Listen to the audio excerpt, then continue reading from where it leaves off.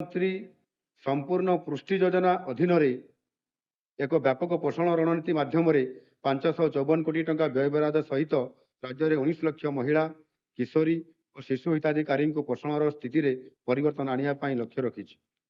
यह व्यतीत अनाथ शिशु मान आर्थिक सहायता जगै देवाई 83 कोटी टंका व्ययबराद एक नूतन योजना जशोदार शुभारंभ प्रस्ताव करुछि। आमे शिशु श्रमिक प्रथार उच्छेद को प्राथमिकता प्रदान करुछु एवं एक शिशु श्रमिक मुक्त ओडिशा गठन करने को लक्ष्य रखीछु। 2024-25 आर्थिक वर्ष में 1500 ग्राम पंचायत को आदर्श शिशु समृद्ध ग्राम पुरस्कार प्रदान करा। उद्धार होइतवा शिशु मानकर सामग्रिक विकास उपरे ध्यान केंद्रित करी जिला प्रशासन सहायता शिशु श्रमिकों चिन्हन उद्धार और थैथान करा जाउछि।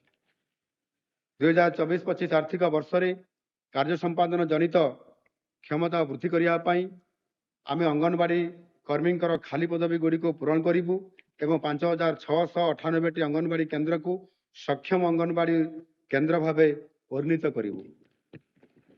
यह व्यतीत 36 कोटी टंका विनियोग भुवनेश्वर स्थित राज्य महिला और शिशु प्रतिष्ठान SIWC को आम एक उत्कर्ष केन्द्र में परिणत करने को लक्ष्य रखीछु।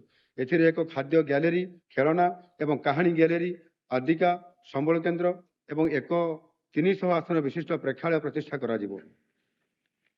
बाचस्पति महोदया, आमर यशस्वी प्रधानमंत्री श्री नरेंद्र मोदी जी सबका साथ सबका विकास सबका विश्वास और सबका प्रयास आदर्श आम विकासर मार्गदर्शक हम।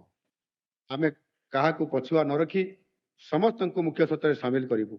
आम सरकार हेउची जनसाधारण सरकार।